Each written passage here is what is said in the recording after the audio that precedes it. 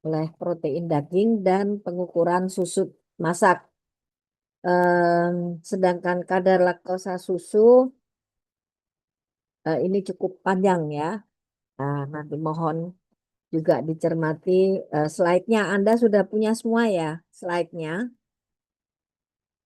Halo?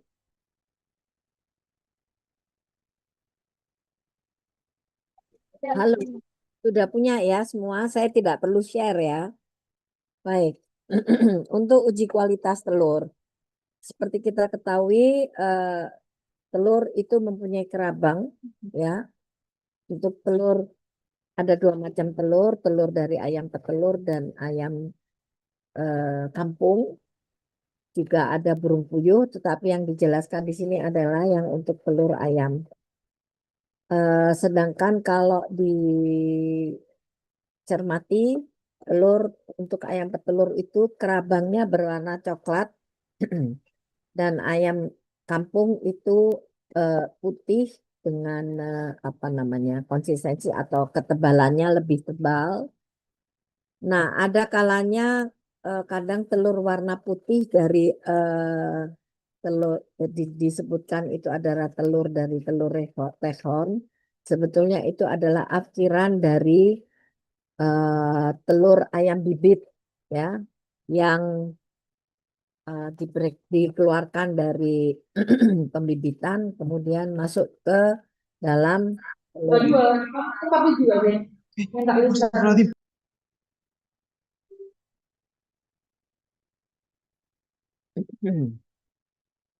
Keadaan fisik telur itu warnanya tadi ya ada agak yang kecoklatan, ada yang coklat dan ada yang putih. Yang putih itu biasanya telur ayam kampung ya.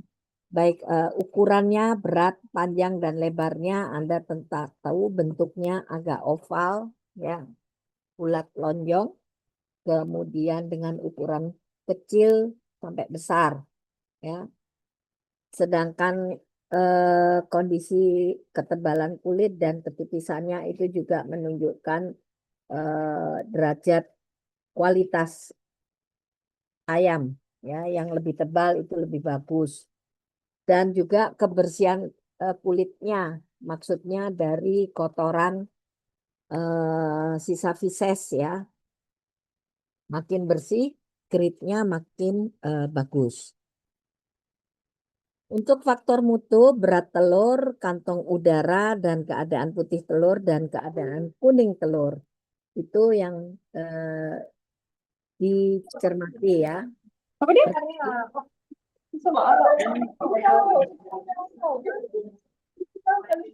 Mohon maaf, halo, halo. Ini kok bocor ya? Yang punya siapa Oh, ya? apa ni? Apa yang dibincangkan tu?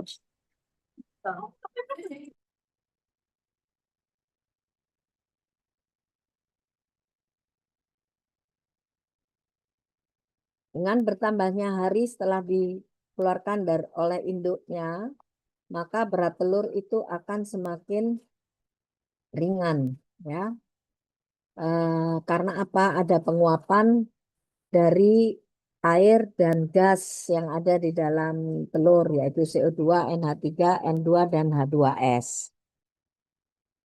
Kemudian juga kantong udara semakin lama akan semakin eh, tinggi ya. Kantong udara terbentuk dalam 2 menit hingga 10 jam setelah telur itu dikeluarkan.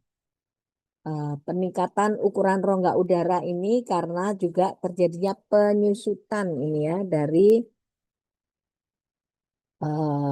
rongga apa namanya lapisan antara eggshell dengan inner membrannya. Jadi inner membrannya ini makin lama akan makin mengkerut sehingga rongga udara ini akan semakin besar.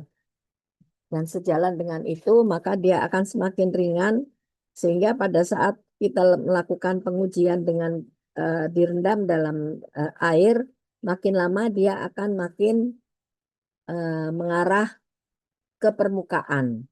Ya, dengan kata lain, telur yang masih tenggelam di dasar air itu masih lebih fresh dibanding yang melayang atau bahkan yang sudah mengapung di atas permukaan air.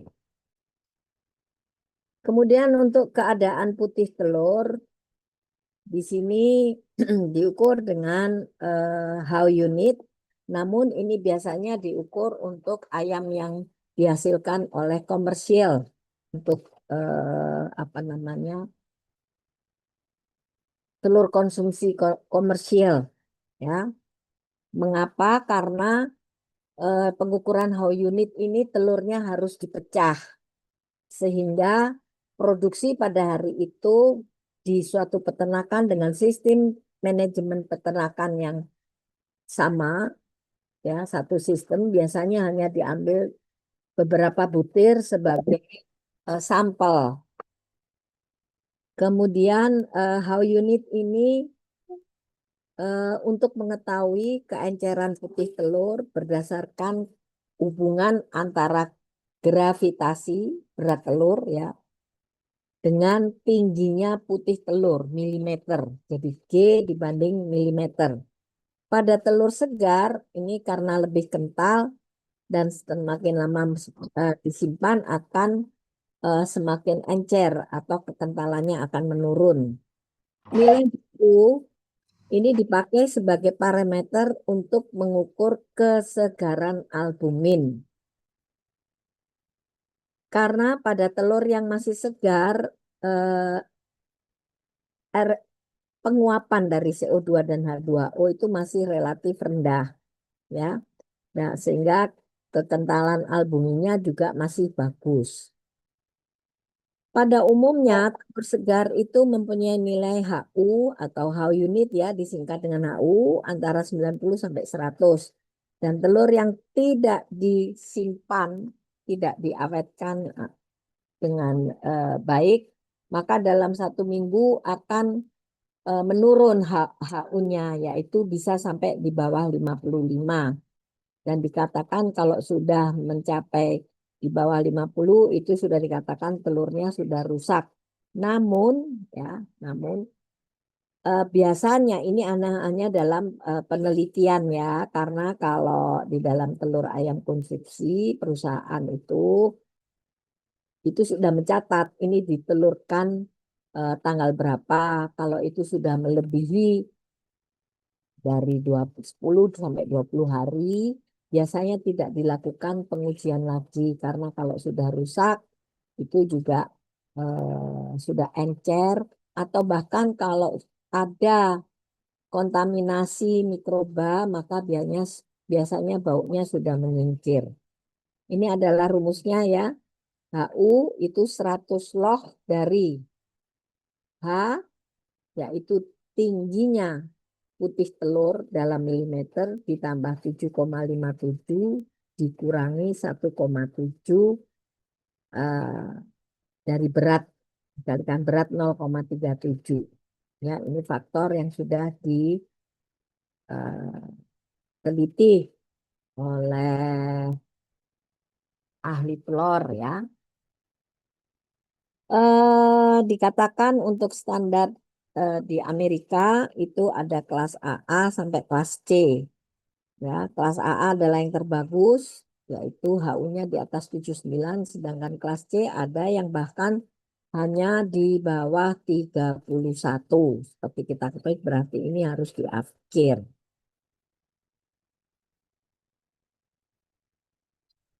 Kemudian untuk keadaan kuning telur, nah keadaan kuning telur ini harus dipecah, ya, telurnya. Warna kuning telur, bentuknya kuning telur, apakah cukup bulat, ada di tengah, ya, dan kekuatan dari membran vitelin yang memfiksir. Nah, warna kuning telur itu kita bisa ukur dengan York Color Van. Nanti pada saat praktikum Anda juga akan melakukan. Kemudian ada skornya 1 sampai 15 dari warna kuning muda, pucat sampai orange, ya. Bentuknya itu juga kita bisa melihat betul-betul bulat Kemudian ketinggiannya dari samping ya, dari kuning telur ini, dan kekuatan membran vitelinnya.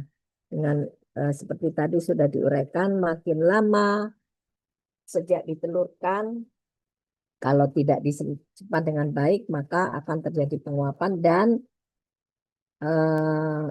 bisa membrana isipilin ini sudah berkurang apa namanya intensitasnya dalam mempertahankan kuning telur di tengah ya, yaitu karena adanya proses osmose ya, mengalirnya air dari kuning telur menuju ke berkurang dari kuning telur menuju ke putih telur. Dan indeks kuning telur juga bisa diukur, yaitu membandingkan antara tingginya kuning telur dibandingkan dengan diameternya. Diameter dari kuning telur itu ya dikalikan 100%.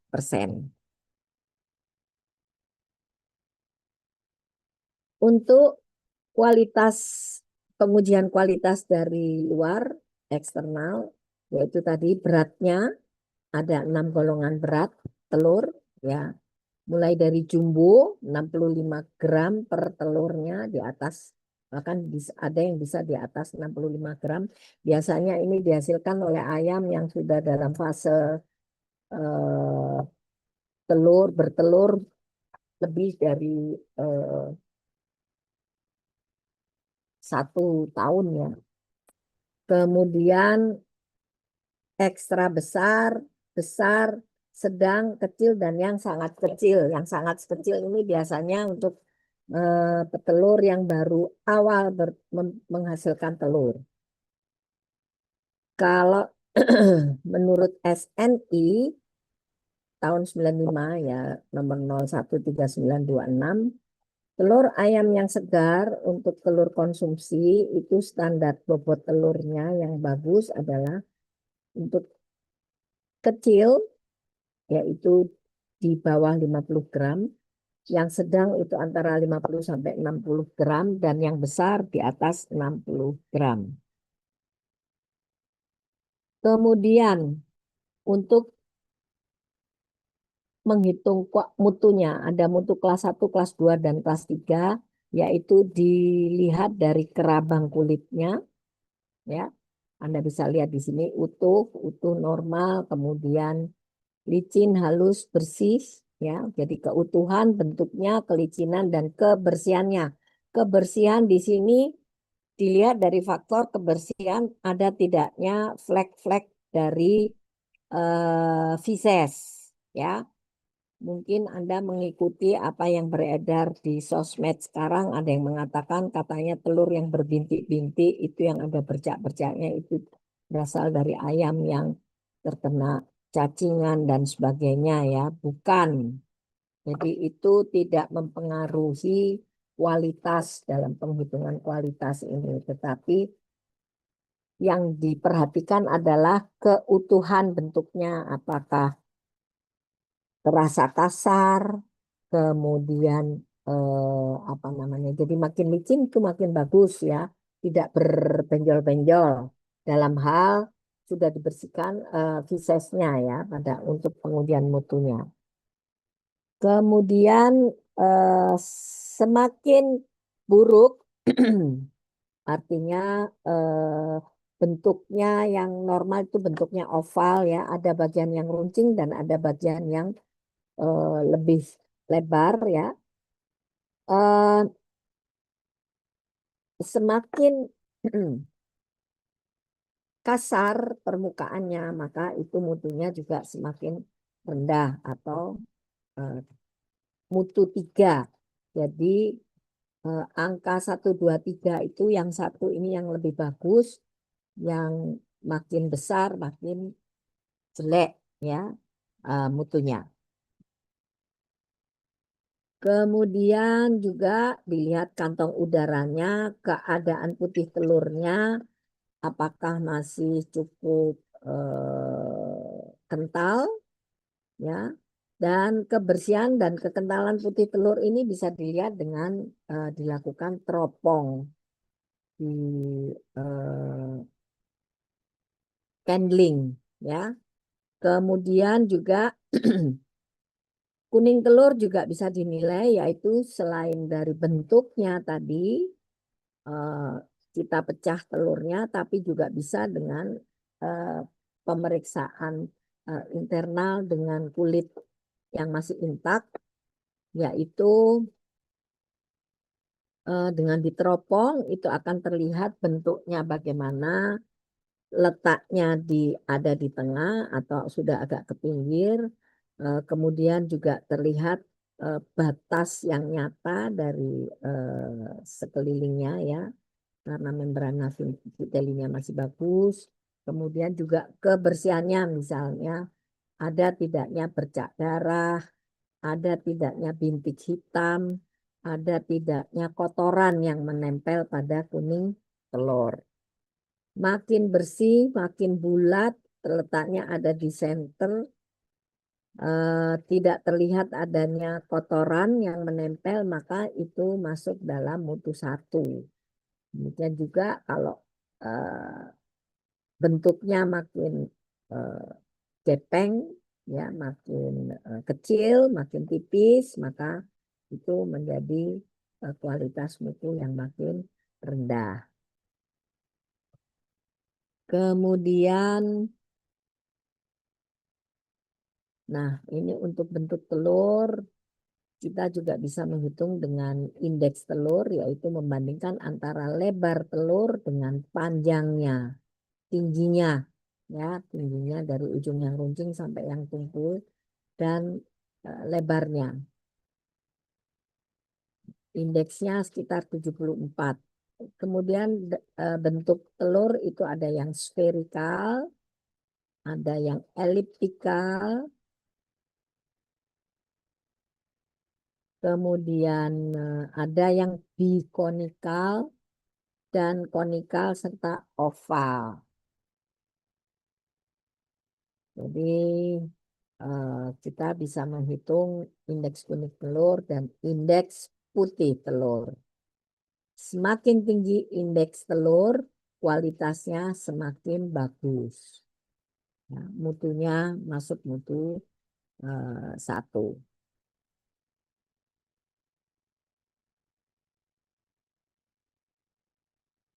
Ya, nanti bisa Anda baca ya ini ya. Semakin oval, apa namanya, bentuk lonjong, oval dan bulat, telur yang bagus itu berbentuk elips, asimetris, ujungnya yang satu oval kosini dengan ujung yang satu harus lebih tumpul dari ujung yang eh, lainnya yang lebih runcing. Panjang dan sempit relatif dalam menentukan indeksnya, dan telur yang pendek dan luas walaupun ukurannya kecil atau besar akan mempunyai indeks juga yang lebih eh, besar. Untuk kulit telur, USDA mempunyai egg grading manual, yaitu ada 3 klasifikasi telur berdasarkan bentuk dan teksturnya. Ini utamanya biasanya diberikan untuk telur ayam konsumsi yang diminta oleh supermarket yang kok apa namanya konsumennya itu sudah sadar atau sudah mengetahui kualitas telur itu harus dilihat dari apanya. Jadi gradingnya itu mereka sudah menuntut untuk grading AA tadi ya, di USA itu sudah ada grading AA, grading A, B. Ya. Sedangkan kalau di Indonesia utamanya kalau di pasar itu masih patokannya adalah beratnya, berat telur ya. Kalau telurnya kecil per kilo itu bisa sampai 17-18 butir. Kalau telurnya cukup besar, cukup berat, maka timbangannya per kilo itu bisa antara 15 sampai 16 butir. Ya, itu range-nya. Juga dengan ukuran kantong udara itu biasanya untuk grade AA tingginya kira-kira 0,3 cm.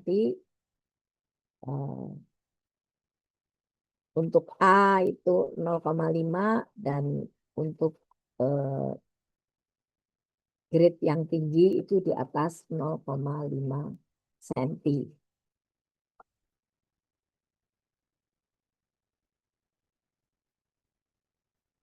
Bentar ya. Ini diukur dengan candling ya. Jadi semakin tinggi atau semakin luas kantong udaranya, maka kualitasnya juga semakin menurun. Sehingga grade-nya juga, eh, ini maksudnya grade-nya makin tinggi ini adalah tadi ya, mutu 1, mutu 2, mutu 3. Mutu 1 itu kalau rongga udaranya masih rendah. Jadi grade AA itu masih eh, rongga udaranya masih kecil. Ini pengukuran kulit kualitas telur, misalnya contohnya grade AA ya. Ini kalau Anda lihat telurnya masih cukup intak. Dari samping kelihatan ketinggiannya. Ini semakin apa namanya? Semakin datar ya permukaannya. Kalau ini masih kelihatan agak tinggi. Demikian untuk kualitas telur. Untuk ini untuk indeks albumin ya, tinggi albumin dan rata-rata lebar telurnya ya, atau indeks kuning telur atau indeks albumin ya.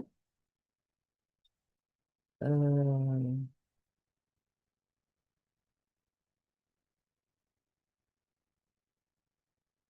Indeks putih telur ya. Jadi di sini kelihatan ada dua bagian. Yang kental itu yang di sekitar kuning telurnya dan yang lebih encer itu yang di luar, yang lebih jauh dari kuning telurnya, albumin cair dan albumin kental. Cara mengukurnya seperti ini. Tinggi albumin dibanding lebar telurnya. Tinggi albumin itu jadi yang kental itu sebatas mana? Ya, sedangkan yang encer itu untuk lebarnya.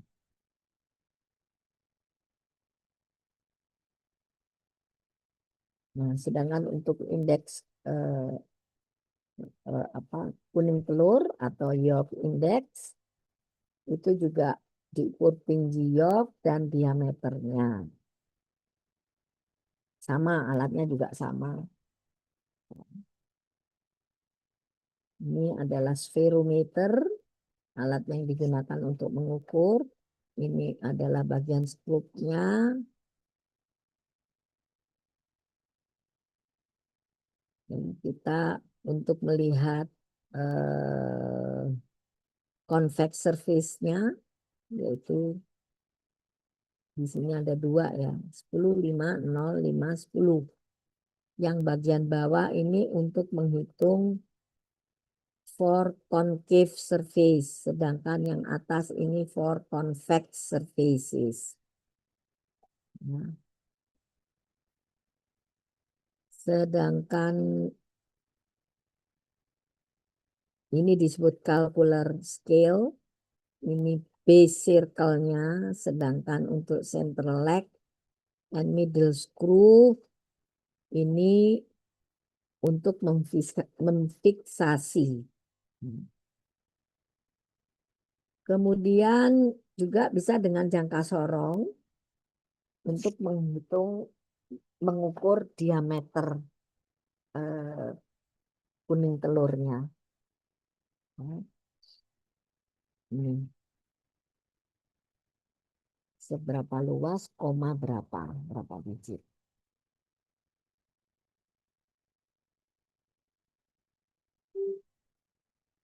Warna kuning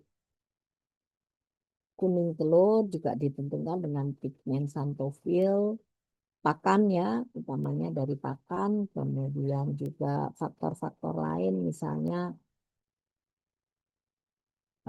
kalau dia menderita suatu penyakit, maka itu juga akan mempengaruhi telur, misalnya kena koksidiosis atau adanya kuman patogen memang bisa ya, karena kulit kutkula itu kan tidak tertutup sama sekali ya, ada pori-porinya. Kemudian ketebalan kerabang telur, eh, biasanya telur yang berwarna putih itu lebih tebal daripada yang telur berwarna coklat ya. Ya, jadi dikatakan di sini eh,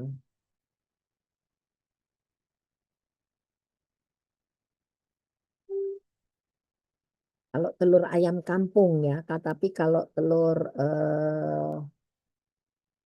yang biasanya untuk telur ayam bibit itu putih telurnya lebih tipis lagi ya dibanding telur ayam petelur yang coklat itu ya. Kalau ayam telur yang coklat itu bisa 0,51, ayam kampung lebih tinggi dari itu.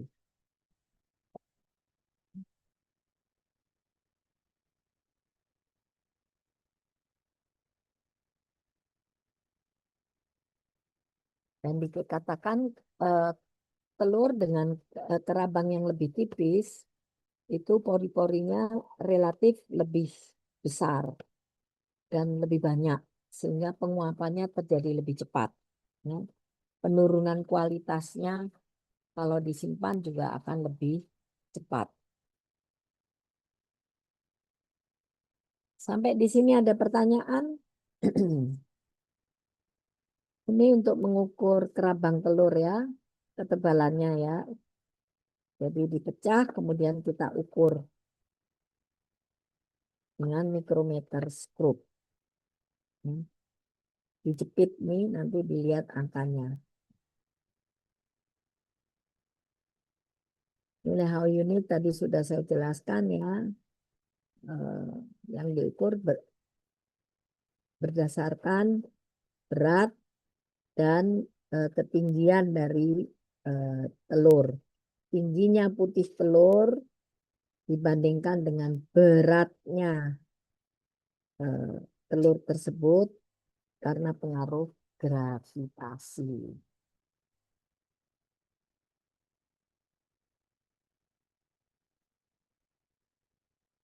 Sampai di sini ada pertanyaan untuk kualitas telur? Baik, kalau tidak ada saya lanjutkan untuk kualitas daging. Sama dengan telur juga ada uji organoleptis, ada awal pembusukan, kemudian juga ada pH dan keempukan daging, serta pengujian daya ikat air atau water holding capacity WHC dan pengukuran susut masak. Organoleptis yang dilihat adalah warna dan konsistensi tekstur daging. Warna daging yang normal itu adalah warna seperti cherry ya. Itu kalau pH-nya 5,5 ya, pH ultimate daging setelah pemotongan. Hal ini dipengaruhi oleh kandungan mioglobinnya ya. Jadi ada ikatan mioglobin dengan Fe2+, ion Fe2+. Selain itu juga begitu hewan itu dipotong kemudian dikuliti, maka terjadilah kontak daging dengan udara. Itu akan menyebabkan oksidasi ya. Yaitu adanya oksigenasi yang menyentuh mioglobin sehingga warnanya menjadi lebih cerah. Yang tadinya dari warnanya agak merah keunguan gelap, kemudian menjadi cerah. Nah, yang bagus adalah cherry red, ya, warna seperti buah cherry.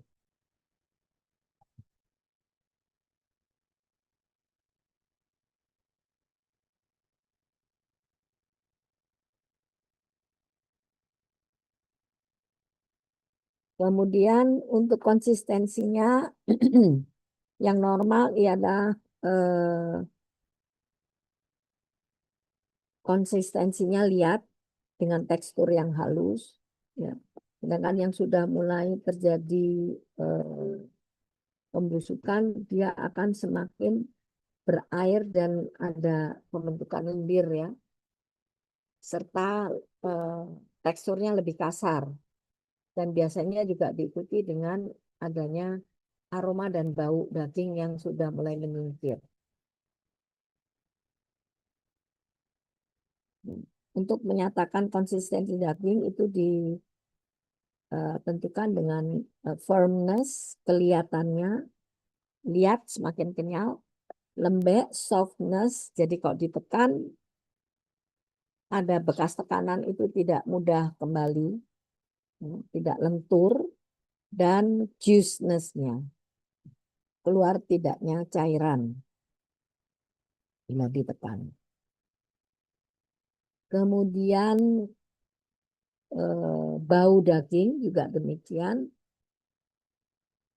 karena adanya oksidasi dengan udara, dan seperti kita ketahui udara itu juga mengandung mikroba, maka fraksi tersebut merupakan produk yang dapat apa namanya, bau yang keluar itu akibat adanya degradasi protein yang makin lama makin terakumulasi, ya, karena adanya hasil oksidasi tadi, amonia dan H2S, adanya terbentuknya gas amonia dan H2S, sehingga menimbulkan bau busuk atau menyingkir.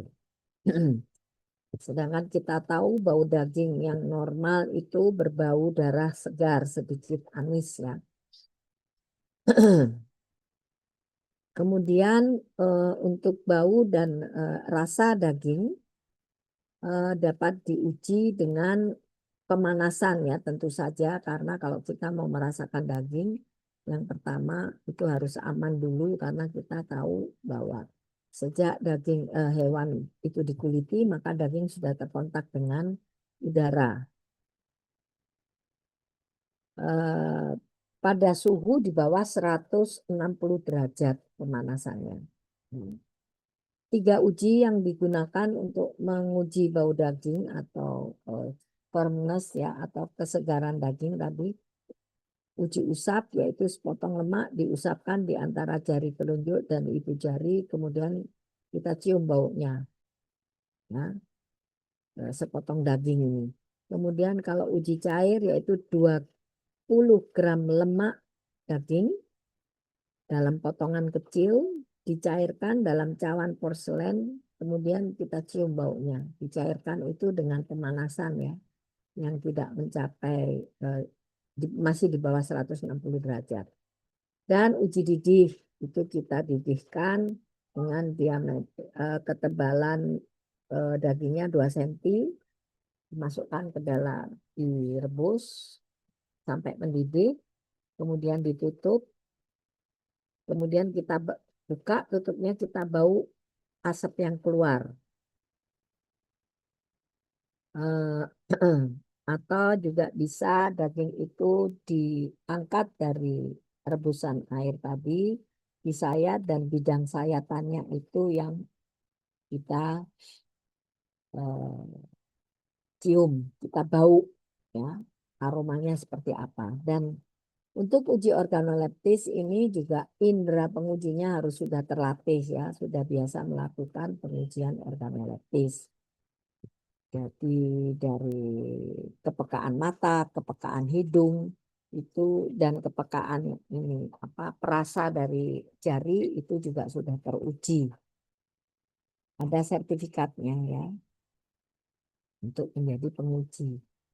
Kemudian untuk uji awal pembusukan itu ada beberapa metode. Yang pertama adalah uji Eber, yaitu untuk mengetahui sampai sejauh mana terbentuknya gas amonia, yaitu dengan cara menggunakan reagen Eber namanya, yang ini harus dibuat fresh, ya, pada saat kita mau menguji, yaitu dengan perbandingan HCl 1 bagian, alkohol absolut 96% 3 bagian, dan ether 1 bagian. Mohon diingat semuanya ini harus disediakan saat itu ya. Kenapa? Karena alkohol dan ether ini sangat mudah menguap. Kalau Anda simpan nanti kepekaannya sudah beda ya. Kemudian pada tabung gelas yang tutupnya diberi kawat, potongan daging sampelnya itu kita gantung di sini ya. Jadi sepotong daging ditusukkan pada kawat sekecil ya, kira-kira sebesar lidi, digantungkan pada tutupnya. Kemudian tabung itu tadi biasanya disebut dengan tabung Eber, sebenarnya itu seperti eh, eh, apa namanya, seperti tabung reaksi, tapi bagian bawahnya itu tidak oval namun rata sehingga bisa diberdirikan. Kemudian sebanyak 5 ml reagen Eber ini tadi yang sudah kita bikin baru, kita masukkan ke dalam tabung tersebut. Daging yang sudah difiksir tadi dengan kawat sebesar lidi kita tutupkan di sana. Tidak boleh menyentuh ya, ini daging dengan cairannya. Nanti kita amati keluarnya asap dari cairan ini. Jadi ini sambal daging, ini kawat untuk memfiksir, tutupnya harus rapat ya. Dan ini reagen Ebernya sebanyak 5 ml. Kalau kita bisa mengamati adanya embun NH4Cl, maka itu sudah dikatakan positif terjadi awal pembusukan. Tetapi kalau tidak, dan biasanya nanti asap yang keluar ini kalau kita sudah diamkan lama nanti akan terbentuk embun di dinding kaca tersebut. Ya. Untuk daging yang masih segar, biasanya tidak terbentuk itu asapnya. Oleh karena itu reagen Eber ini mutlak harus baru ya, karena kalau sudah lama kandungan alkohol dan eternya itu sudah menurun, kita tidak bisa mengamati dengan jelas asap yang terbentuk. Kemudian yang kedua adalah uji posma, ini juga sama untuk mendeteksi adanya amonia, hanya bedanya di sini menggunakan cawan Petri, kemudian dan apa namanya magnesium oksida itu diteteskan ya. Jadi daging, sepotong daging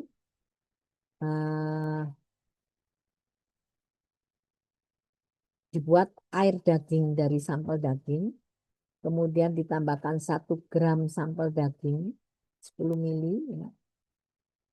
Jadi untuk membuat air dagingnya itu 1 gram sampel daging, kemudian didiamkan selama 10 menit sampai airnya itu keluar.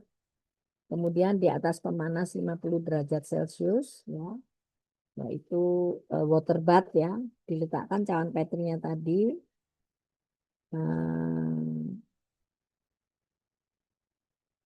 Dan permukaan tutupnya itu sudah diberi kertas lakmus, kertas lakmus merah.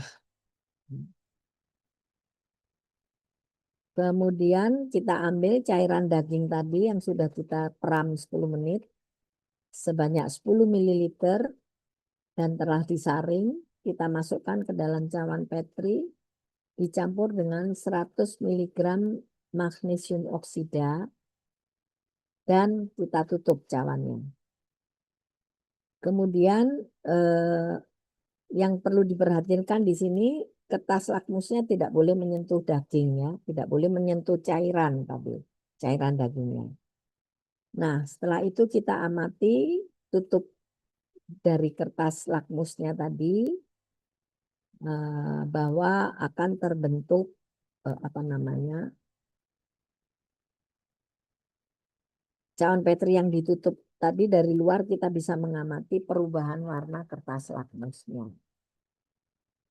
Kalau kertas lakmusnya berubah menjadi biru muda atau ungu, maka itu berarti positif sudah ada pembentukan amoniak. Ya.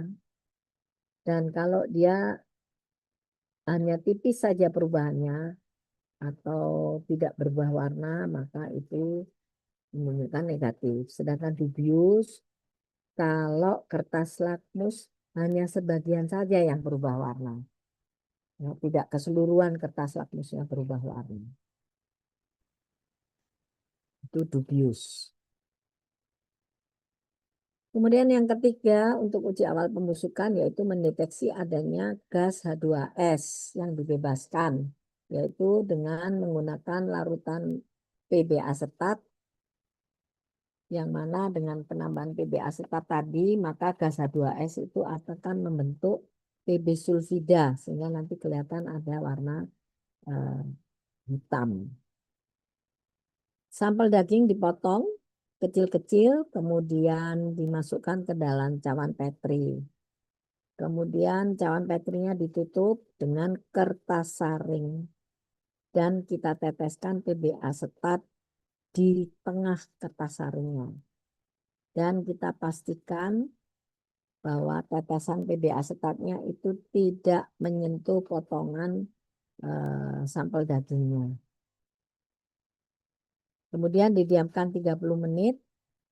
Kalau ada H2S yang bebas, maka ia akan berikatan dengan PB asetat dan membentuk PB sulfida, di mana akan terlihat adanya bercak coklat sampai kehitaman ya dari kertas saringnya.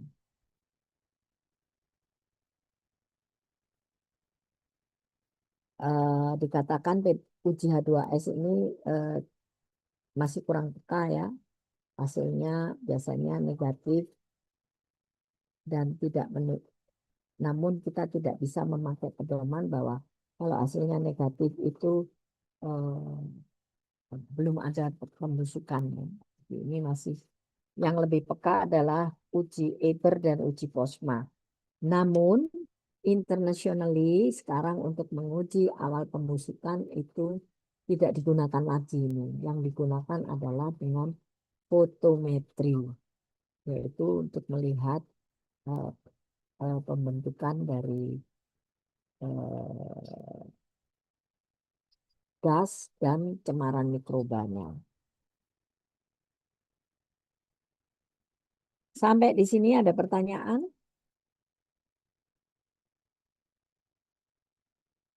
Tidak ada dokter.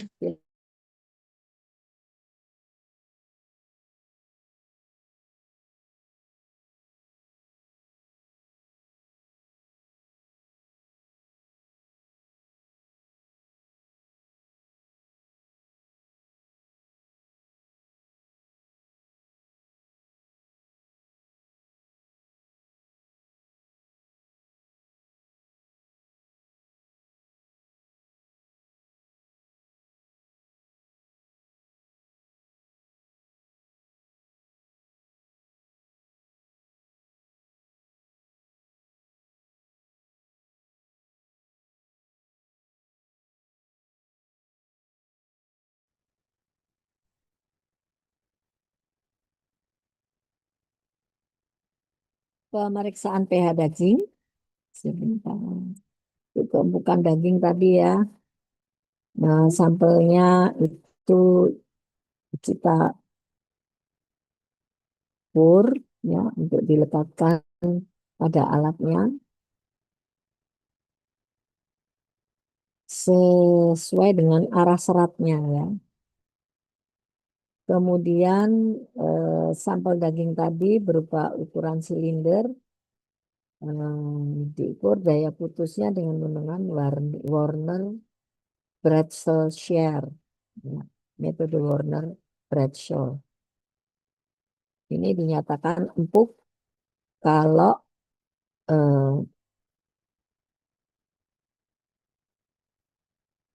kekuatannya ya, kekuatan penekanan ini antara 15 sampai 20 pound per inch sampelnya. Nih. Jadi dagingnya diiris dengan alat ini. dengan penekanan bisa terpotong enggak ini. Itu dengan melihat pada jarum. Nah, kemudian untuk pH daging dengan pH meter, yaitu pH daging ini karena adanya kandungan air di dalam daging yang kemudian karena oksidasi maka dia akan teroksidasi, terreduksi menjadi H2 plus dan ion OH min. Nah, perubahan pH daging ini karena apa? Karena glikogen di dalam daging itu akan dipecah ya menjadi asam laktat oleh mikroba. Karena daging yang sudah kontak dengan udara, kalau ruangannya itu nggak bersih, maka cepat sekali ya mikroba yang nempel di situ dan terjadi oksidasi. Sehingga terbentuknya asam laktat itu akan menyebabkan penurunan pH daging menjadi asam. Sehingga cairan buffer itu akan pindah ke dalam ekstrak daging, jus dagingnya. Ya. Ada 5 metode dengan kertas lakmus, Schoenberg, kolorimetris, Michaelis, Walpole, dan elektrometris. Ya, daging ini yang digunakan juga untuk sekarang dipakai uji awal pembusukan itu bukan pakai uji Posma atau uji Ebert, tetapi ini ya, dengan kolorimetris untuk melihat keasaman. Dengan kertas lakmus Anda sudah tahu ya, kertas lakmus yang ditempelkan pada daging, kertas lakmus merah ya, dilemparkan pada daging, dimasukkan dalam cairan daging sampel, ya bisa pakai dagingnya langsung atau pakai daging yang dilarutkan pada cairan. Kemudian kita amati perubahannya. Sebagai pembanding, larutan netral pH alkalis, ya, maka akan terlihat seperti ini. Sedangkan yang sebelah kanan itu kalau lakmusnya berubah menjadi biru, maka ini sudah mengarah ke alkalis ya. Ini pas lakmus merahnya sebagian tetap merah ini. Jadi ini sudah asam.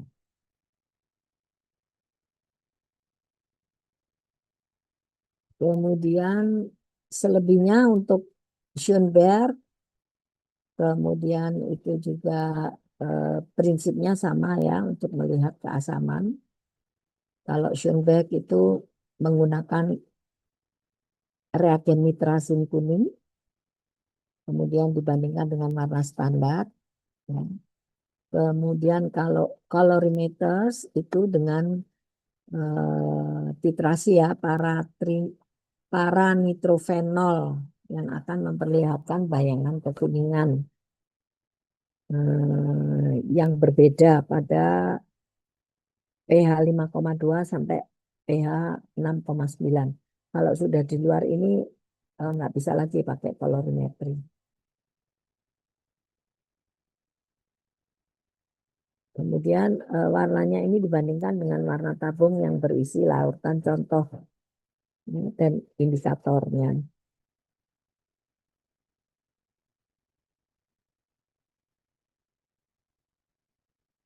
Namun kita juga harus ingat bahwa bisa terjadi penyimpangan atau error dalam pengujian tadi karena adanya konsentrasi protein dan garam-garam dalam cairan yang pH-nya terlalu tinggi, ya, alkalis, ya, menyebabkan pH alkalis.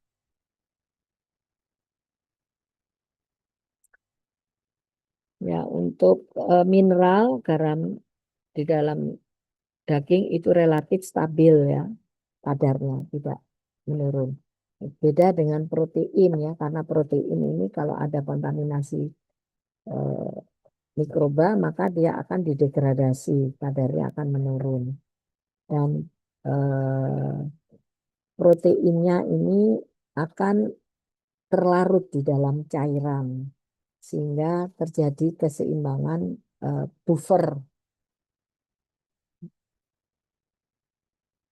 Ini adalah cara penilaiannya.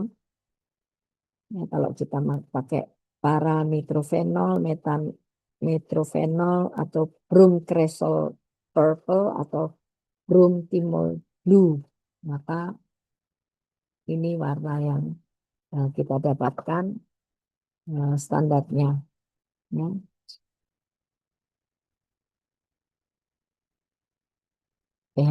pH daging yang bagus itu di bawah 6 ya, atau paling tinggi 5,9.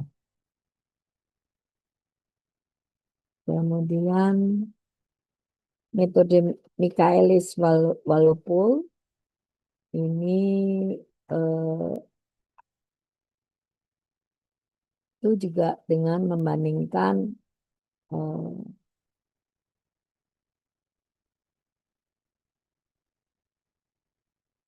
beberapa botol diisi dengan larutan indikator dan kurang lebih 1 ml. Kemudian ditambahkan 6 ml larutan contoh daging sampel yang kita uji. Katakan ini nanti dianggap sama dengan larutan standar sebagai pembanding. Ya, untuk membuat larutan contoh dagingnya, lemaknya dibuang dulu. Bagian daging yang masih kering itu dipotong menjadi bagian yang lebih kecil, ditimbang sekitar 5 gram. Kemudian dimasukkan Erlenmeyer ukuran 100 ml. Yang semuanya itu sudah disediakan bersih ya. Kemudian ditambahkan air mendidih dalam lampu Erlenmeyer tadi. Dan kita dinginkan, ditunggu sampai tercapai suhu kamar selama 15 menit. Kemudian kita saring larutannya tadi. Ya. Dan kita lihat pada gelas objek. Ya.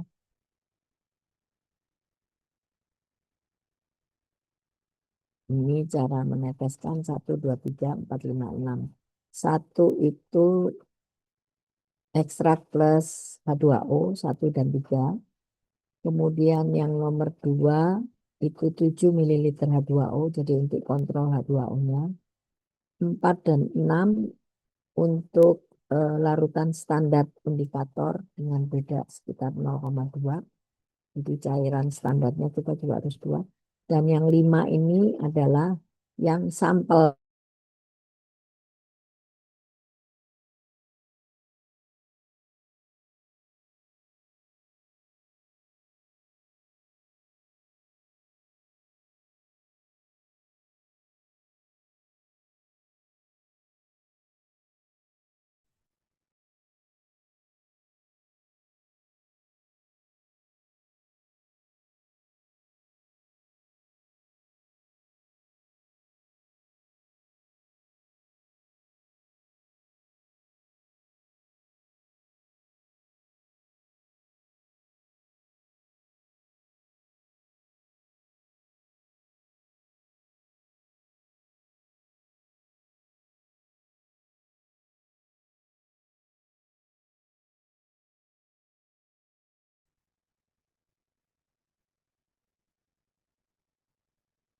Maaf ya, saya kok berulang kali terpental ini ya.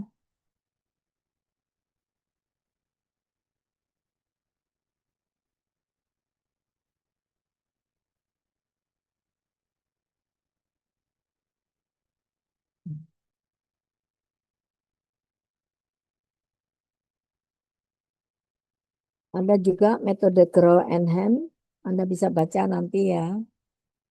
Silakan dipelajari. Kemudian untuk pengukuran susut masak, ini juga prinsipnya adalah Bila daging itu kita panaskan, lemak dan air yang tidak terikat dengan baik akan terlepas kembali, yaitu berupa lemak atau air yang memisah, ya, di permukaan. Mengambang biasanya kalau lemak, ya. Alat yang digunakan ada water bath dengan suhu 95 derajat Celcius dan yang satunya 200 derajat Celcius. Kemudian kaleng dan pembuka kaleng, saringan dan beberapa mangkok untuk wadah dari sampel.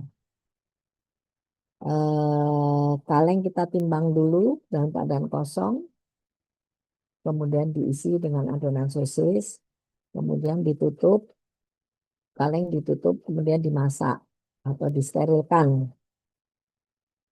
Setelah selesai didinginkan, beserta isinya kita timbang, dimasukkan ke dalam water bath selama 95 derajat Celcius 45 menit. Kemudian kita pindahkan ke dalam water bath yang 200 derajat Celcius selama 2 menit. Dan selanjutnya kita siapkan mangkok dan ditimbang dalam keadaan kosong. Kemudian di atasnya diberi penyaring, ya. Kemudian kaleng kita buka agak hati-hati dan diusahakan airnya tidak meletup keluar, ya. Kemudian secara perlahan kita saring cairannya, ditiriskan selama 20 menit.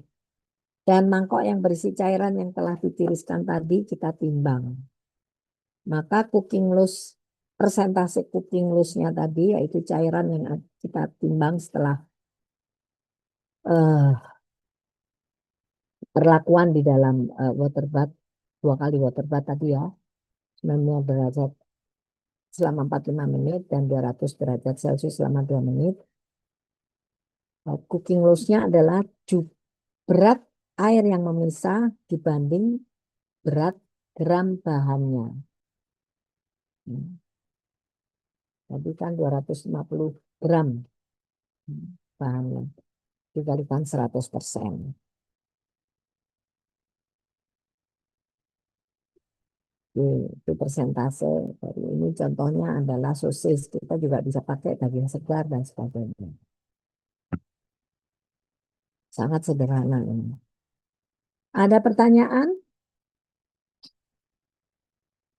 Kalau tidak ada, saya lanjutkan dengan uji kadar laktosa susu. Seperti kita ketahui, laktosa itu adalah karbohidrat susu yang terdiri dari galaktosa, dan 6 galaktosa, ya. Laktosa adalah gula alami yang terkandung dalam susu,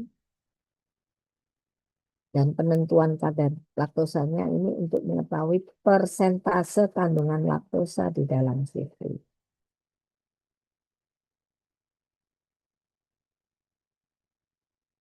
Jadi di sakarida, ya, di sakarida yang terdiri dari galaktosa dan glukosa 6-fosfat.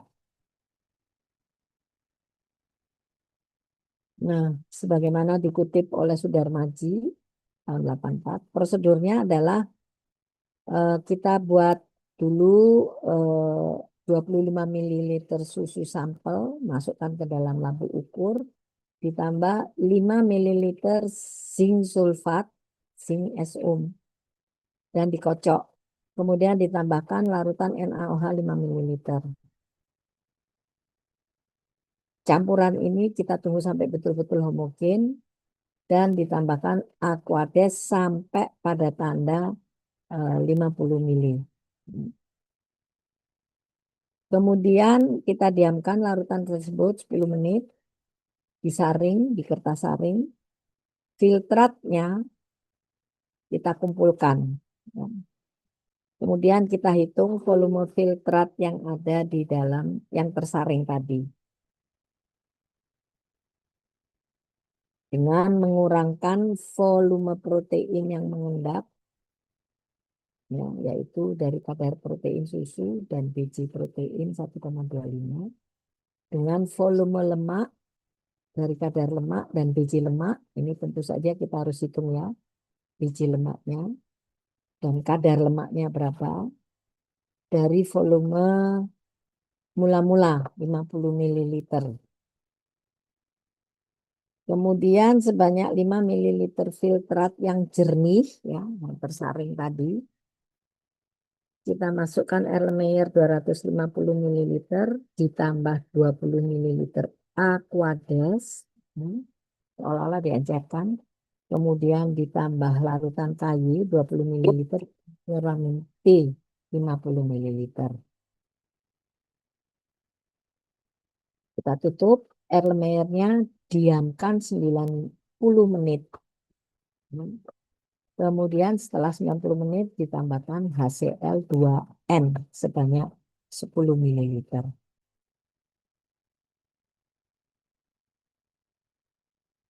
Nah, kemudian setelah itu kita titrasi dengan natrium tiosulfat Na2S2O3 0,1 N hingga warnanya menjadi pucat. Ya. Dan setelah itu ditambahkan larutan pati 1 ml. Kemudian dilanjutkan lagi titrasinya sampai terlihat warna keabu-abuan. Kita catat titrasi yang pertama tadi dengan natrium tiosulfat berapa mililiter dan yang kedua sampai terbentuk warna abu-abu kita catat.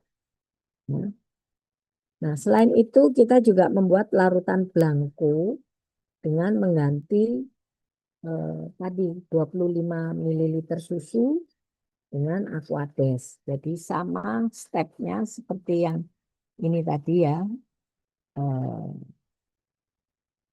25 ml susu ini diganti dengan Aquades. Sama persis seperti ini. Sebagai larutan pendamping blankonya. Juga kita titrasi larutan blanko tadi.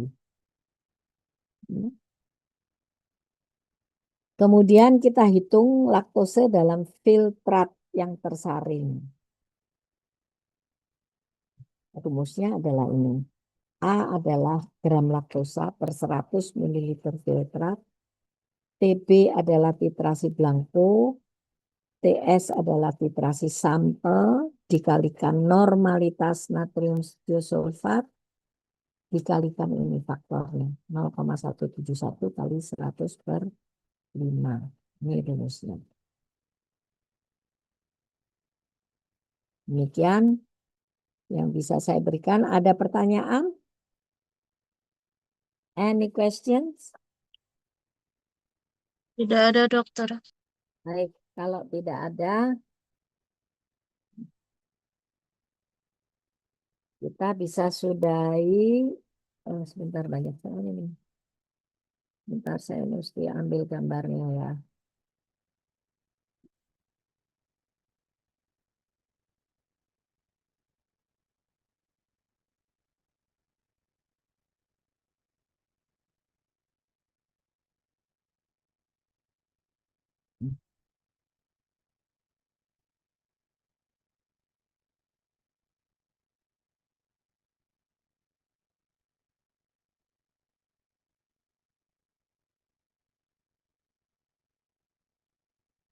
Takutnya ini nanti terputus nih.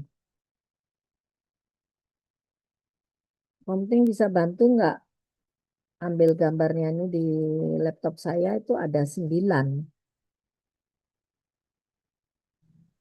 Baik dokter, saya bantu untuk screenshot. Lakukan ke saya ya. Saya percaya Anda tidak memanipulasi. Tolong dikirimkan ke saya ya, karena saya takutnya ini nanti sebentar lagi putus, berubah lagi nih. Baik, kalau tidak ada pertanyaan, kita bisa sudahi pertemuan ini. Silakan, apa namanya, tolong difotokan ya.